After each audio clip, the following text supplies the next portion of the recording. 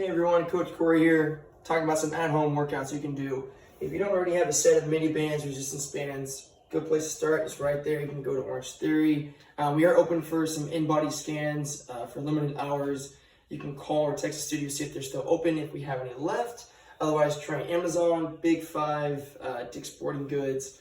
Try there. Most of us were just sitting down for too long. So we got to stretch out our legs and hit your hamstrings as well as your glutes. So a couple things to consider when you go with a mini band. The thicker the mini band would be the best for your legs, but watch out for any injuries. The farther you go from your hips down towards your ankles makes things more or less challenging going up or down. So I'm going to start with the mid-band position. All these movements I'm going to show you today. Try and go for 45 seconds and then 15 seconds off. So 45 on, 15 off. If you only go 30 seconds, take a rest. Try and go 35 and so forth. Work your way up to a full minute if you got it in you. So for the iso squat, front walk, and lateral walk, you're gonna have your mid-band position, which is just below your kneecaps. That starts to really bother you. Just bring your mini bands right above your knees. To make it more challenging, put another mini band around your ankles.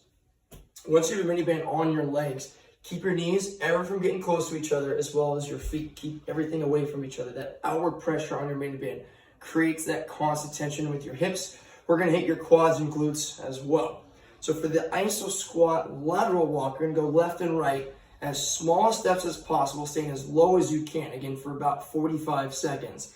Get your squat in. If this starts to bother your back, you might be slouching a little bit, you might be too low, but in this position, that's like a third of a squat and a half a squat here. So you wanna get down low as you can, and you're gonna go to your outside leg first about 1 or 2 inches. Your inside leg will go the exact same distance you travel. It's very, very slow. It's very, very small steps. It's all that's needed to get that burn in your quads and your glutes. When you're done with 1 full rep there and back, you should feel your quads and booty a bit fired up. If not, go lower, go slower, put another mini band on.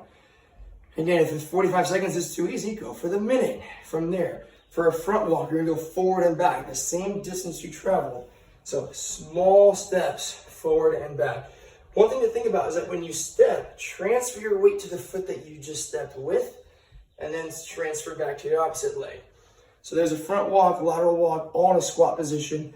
Let's hit your hamstrings. So with mini band on or off, wear some socks and find some floor space. Find some floor space. Make some space if you need to. And you're gonna go on your back, push your hips up, slide your feet away from you. Try to keep your butt off the ground as you squeeze your glutes, activate your hamstrings as well. And I don't have a lot of weights in my apartment, so what I do have is a case of water. Put that on your legs and your hips. Squeeze your glutes, go for hip bridges. Good little bonus right there. There's some movements for your legs. Now your arms, we're gonna talk about the front raise and some other movements as well. Start with a green band or even orange band, just around your wrist. You can't do this sitting down, but we're doing already too much sitting down anyway. So stand up, roll your shoulder blades back, find your thumbs about armpit width apart, and then raise up to about chest height, nice and slow. You're gonna feel the sides of your shoulders as well as the front of your shoulders. So hitting a lot of deltoid motions, but also going really slow creates that extra time and attention. But of course, gotta make it a little challenging for you. Grab your 1 liter water bottles and go for front raises. Just make sure your hands or weights don't get close to each other.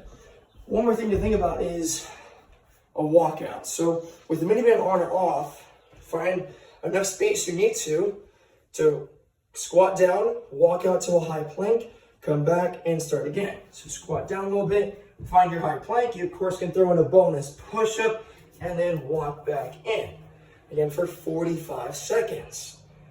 These are some good places to start. If you have one of these longer bands, it's a good place to do some squats.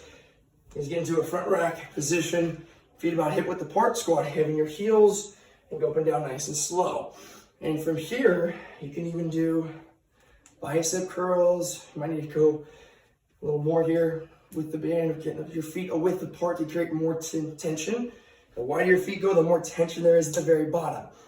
So these are all a lot of things you can work on even without dumbbells or weights. If you have weights and you're adding mini bands to it, it makes it all that much more fun.